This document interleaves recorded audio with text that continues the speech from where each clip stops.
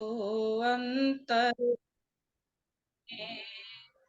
पल पल करें पुकार, आज्ञाकारी होए के तू घट के पाट उघाड़। सतगुरु तो अंतर रमे, पल पल करें पुकार, आज्ञाकारी होए के तू घट के पाट उघाड़। आज हम गुरुवाणी समता प्रकाश से गुरुदेव के मुखार बिंद से आए कुछ दोहों का सार समझने की कोशिश करेंगे। इन दोहों में इतना ज्ञान छिपा है, अगर एक भी दोहा हमारे जीवन में उतर जाए तो हमारा जीवन सार्थक हो जाए। लेकिन हम कोशिश नहीं करते इन दोहों को समझने की, अपने जीवन में उतारने की। पढ़ लेते हैं लेकिन समझ नहीं पाते। एक एक दोहे में इतना ज्ञान है कि हमारा जीवन बदल दे एक दोहा भी। तो गुरुदेव क्या कह रहे हैं दोहे में? मन तू साचा हो रहो, सिमर के साचा नाम, मंगत विपदा जग घनी, राम देवे विश्राम। इसमें देखिए गुरुदेव सच्चा मन किसको कह रहे हैं? सच्चा मन वो है जो अंदर से और बाहर से एक जैसा हो जाए, तब हमारा सच्चा मन है। कह रहे हैं सब जग मन का खेल है, तू अंतर माही विचार, जब ये मन निर्मल भया, आपे रूप करतार। खाली मन का ही खेल है ये संसार। अगर मन को हमने निर्मल कर लिया, सच्चा कर लिया, तो हम ईश्वर का रूप बन सकते हैं। मन को सच्चा करने के लिए बहुत त्याग की आवश्यकता होती है। जैसे हम अपने घर में ही अगर हम आचरण अपना सही कर लें, अगर हमारी बहू है, बेटी है, तो उसमें हम फर्क ना करें, उनको एक जैसा माने। जैसा जैसा हम आचरण करते जाएंगे तो हमारा मन निर्मल होता जाता है। तो अच्छा आचरण जीवन में जब तक नहीं अपनाएंगे, तब तक हमारा मन सच्चा नहीं होगा। कह रहे मंगत विपदा जग घनी, राम देवे विश्राम। कह रहे संसार में बहुत विपदाएं हैं। तो गुरुदेव ने एक जगह ये भी कहा कि हम सारे संसार के कांटे दूर नहीं कर सकते। हम अपने पैरों में जूता पहन लें तो हमारा जीवन सुधर जाए। यदि हमारा जीवन ही सही नहीं हुआ तो हम दूसरों को क्या कह सकते हैं? मैं विचार कर रही हूँ, कहने को तो कहेंगे कि मैं बहुत अच्छा विचार कर रही हूँ, लेकिन मेरा मन कितना पवित्र है ये मैं खुद जानती हूँ। कि मैं किसी के साथ बैठती हूँ तो मैं कितनी निंदा चुगली करती हूँ, कैसा मेरा मन है, तो हम खुद स्वयं जानते हैं। हम विचार तो बहुत अच्छा कर लेते हैं, लेकिन यदि हमारा मन निर्मल नहीं है, आचरण नहीं सही है, तो कैसे राम हमारे अंदर आएंगे, कैसे वो प्रभु अंदर आएंगे, कैसे हम ईश्वर का रूप हो पाएंगे? तो गुरुदेव कह रहे हैं मन तू साचा हो रहो, सिमर के साचा नाम। मन सच्चा तब होगा जब हम ईश्वर का नाम सच्चे मन से लेंगे। ईश्वर का सिमरन जैसे जैसे करते जाएंगे, वैसे वैसे हमारा मन जो है निर्मल हो जाएगा। लेकिन हमारा आचरण भी शुद्ध होना चाहिए। चाहे हम घर में रहें, चाहे बाहर रहें, चाहे सत्संग में रहें, चाहे कहीं भी जाएं, जब तक हमारा आचरण सही नहीं है, तब तक हमारा मन कभी निर्मल नहीं हो पाएगा। आगे क्या कह रहे हैं गुरुदेव? भूल कर ना कीजिए कूड़ी देह का मान, मंगत एक ही पलक में, उड़ जाए धूड़ समान।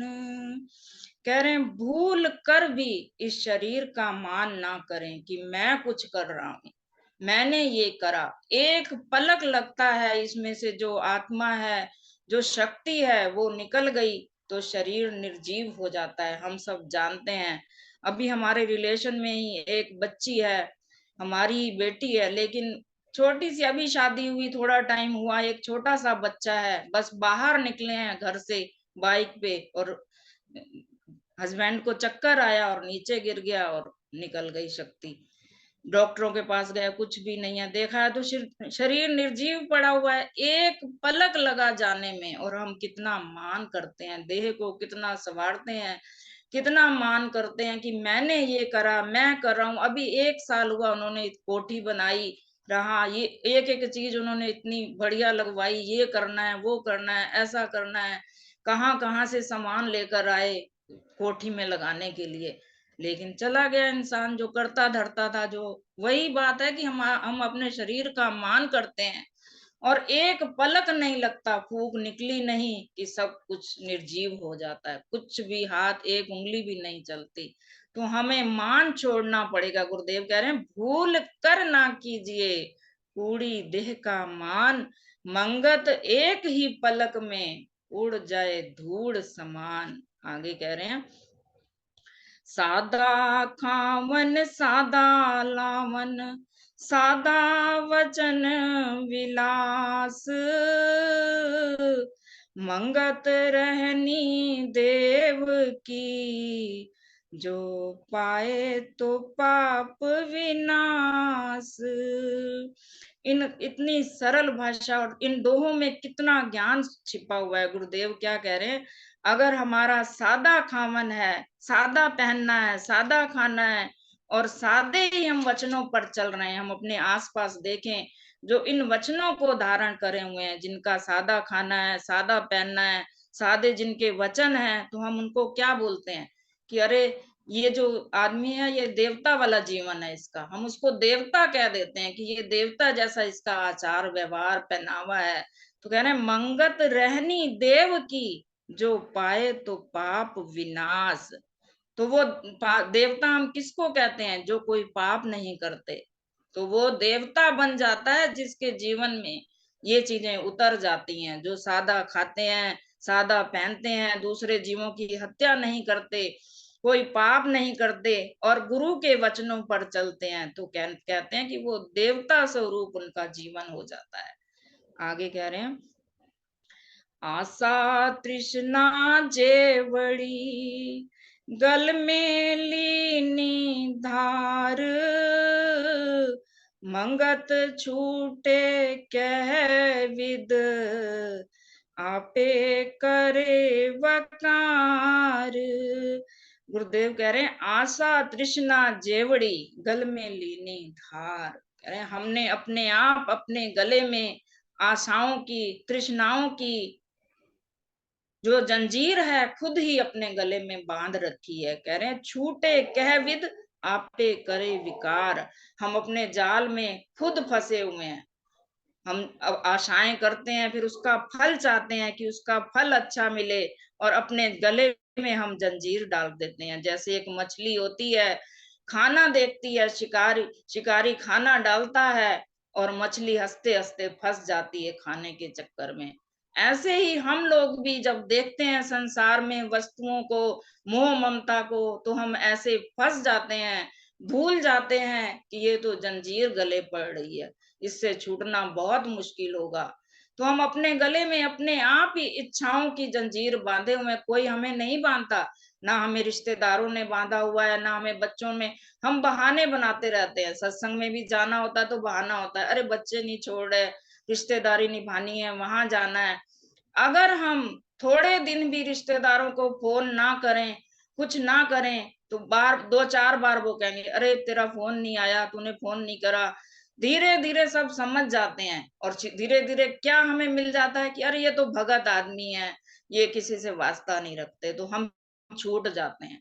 लेकिन हम खुद ही फंसे हुए हैं, हम एक दिन फोन ना करें किसी को तो बार बार मन करता है। मन को ही तो हमने बिगाड़ा हुआ है, बार बार फिर मन करता है अरे उसको फोन कर ले, उसको कर ले, उससे बात नहीं हुई, उससे बात नहीं हुई, अरे बेटी को फोन करना है। कुछ दिन छोड़ के देखो तो सब रिश्ते नाते पीछे अपने आप हटने लग जाएंगे कि अरे ये तो भगत आदमी है, इससे क्या बात करें।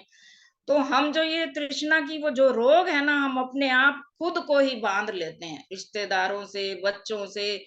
अगर निकलना हो सत्संग के लिए, अगर हमने नियम बनाया हुआ है कि मैंने तो जाना ही है, तो बच्चे भी अपने आप चुप हो जाते हैं कि अरे जाना ही है इन्होंने, तो इनको मना करना बेकार है। तो अपने आप हम छूट गए। हम खुद ही मोह माया की जंजीरों में खुद को ही बांध लेते हैं। तो हमें उससे छूटना है, अगर आगे बढ़ना है तो। आगे कह रहे हैं, खल बुद्धि को धार के हीरा जन्म गवाए, मंगत बन बिन हरि भगत के अंत सभी पछताए। गुरुदेव क्या कह रहे हैं, हमें हीरे जैसा जन्म मिला था। बार बार कोई भी ग्रंथ खोल के पढ़ लो, रामायण गीता यही कहते हैं, मानुष जन्म बहुत दुर्लभ है, सद्बुद्धि आनी बहुत दुर्लभ है। कह रहे हैं खल बुद्धि को धार के। खल बुद्धि किसे कहते हैं? खल बुद्धि संसारिक बुद्धि को कहते हैं, जो मोटी बुद्धि कहलाती है, संसारिक बुद्धि। हमने उसको धारण करके अपना हीरे जैसा जन्म हम गवा देते हैं और हरि की भक्ति नहीं करते। और अंत समय जब आता है, जब भोगना पड़ता है, तो समझ में आता है कि पूरा जीवन बीत गया, मैंने कुछ भी सत की कमाई नहीं करी। क्या बनेगा आगे पछताने से? जब बुढ़ापा आ गया, कुछ करने लायक नहीं बने, तो पछताते हुए फिर से आवागमन में फंस जाते हैं, कुछ कर नहीं पाते। आगे गुरुदेव कह रहे हैं, ये लाभ इस जगत में जान्यो चतुर सुजान, मंगत मन उपकार हो हाथों से हो दान। गुरुदेव इस जगत का लाभ बता रहे हैं कि हम आए हैं संसार में, तो इसका लाभ क्या है? जान्यो चतुर सुजान। लेकिन हम अपनी बुद्धि रख के सोचें, संसारिक बुद्धि से जब हम सोचते हैं, तो लगता है कि हम चतुर तब बनते हैं जब हमारे पास बहुत सारा पैसा आ जाता है। जिसके पास पैसा है उसको हम बहुत चतुर समझते हैं कि अरे इसने तो बहुत चतुर सियाना है, इसके पास बहुत पैसा हो गया, कैसे कमा लिया इसने। लेकिन गुरुदेव किसको कह रहे हैं? चतुर सुजान। सुजान मीन्स सज्जन। वही चतुर सुजान है जिसने अपने मन में दूसरों के लिए उपकार धारण कर रखा है और अपने हाथों से दान कर रहा है। जो मन में उपकार का मतलब ये है कि अगर कोई घोर अपराधी भी तो है, तो उसमें भी हमारा दया का भाव हो। हे प्रभु, ये घोर अपराधी है लेकिन आपका है, उस पर भी हमारी जब दया आ जाती है, तो समझिए कि हम ईश्वर को मानने वाले हैं। अगर हम उसकी भी निंदा चुगली कर रहे हैं अपराधी की, वो ऐसा, उसने ऐसा कर रखा है, उसकी ऐसी गलती, उसकी, लेकिन अपने आप को हम नहीं देख रहे कि हम कितने गलत हैं, तो देखिए, अगर जिस व्यक्ति ने अपराधी के अंदर भी उस प्रभु को देख लिया, राक्षस में भी प्रभु को देख लिया कि मेरे प्रभु इस पर दया कीजिए, तो समझो वो प्रभु को मानने वाला है। कह रहे मंगत मन उपकार हो, मन से हम उपकार कर दें, मन में हमारे दया भाव हो और हाथों से दान होता रहे। आगे कह रहे हैं, प्रभु के सिमरन कारने आया इस संसार, मंगत जिस प्रभु सेव्या तिस चरनी बलिहार। गुरुदेव कह रहे हैं हम उसके चरणों में बलिहार जाते हैं, जो प्रभु के सिमरन में लगे हुए हैं, जो प्रभु के सिमरन कारणे इस संसार में आए हैं, उसके चरणों में हम बलिहार जाते हैं। आगे कह रहे हैं, पाप कर्म जम रूप है, अंत देवे दुख भारी, मंगत ऐसा कर्म न कीजियो, जो अंत होवे दुखकारी। कह रहे हैं भूल कर भी कोई पाप जीवन में ना हो, पाप कर्म अंत में दुख देते हैं। ऐसा कर्म न कीजियो जो अंत होवे दुखकारी। तो हमें सत्संग में हम जब लगते हैं, सत्संग को जब अपनाते हैं, तो कोई भी ऐसा कर्म ना करे जो हमारे दुख का कारण हो। बार बार ये सोचें, जो भी हमारे जीवन में दुख सुख आ रहा है तो समझिए वो पहले के जन्म का हम भुगतान कर रहे हैं। और हे प्रभु, मेरे से इस जन्म में कोई भी ऐसा पाप ना हो जो मेरे दुख का कारण बने। कह रहे हैं, पलक घड़ी का खेल है ये जग जीवन सार, मंगत सत कमाए लो जब लग प्राण की धार। गुरुदेव कह रहे हैं, एक पलक का खेल है ये सारा संसार। हमारी आंखें बंद हुई तो समझो हमारा संसार खत्म हो गया। कह रहे हैं, के रहते रहते सद की कमाई कर लो ताकि हमारा जीवन जो है वो सफल हो सके। आगे कह रहे हैं, गुरु महिमा अपरम पार है साकी कति न जाए, मंगत जिस गुरु महिमा अपरम पार है साकी कति न जाए, मंगत दुर्गम मार्ग जगत का पल में दियो चुकाए। गुरुदेव इस दोहे में गुरु की महिमा का वर्णन कर रहे हैं। कह रहे गुरु की महिमा का साखी कति न जाए। वचनों में गुरु की महिमा कही नहीं जाती। दुर्गम मार्ग जगत का, इस संसार का मार्ग बहुत कठिन था, लेकिन जब गुरु जीवन में आता है तो पल में चुक जाता है। हमारे कर्मों को बदलने वाले गुरु ही होते हैं, जो हमारे भाग्य उदय कर देते हैं, हमें काग से हंस बना देते हैं, अपना संग दे देते हैं।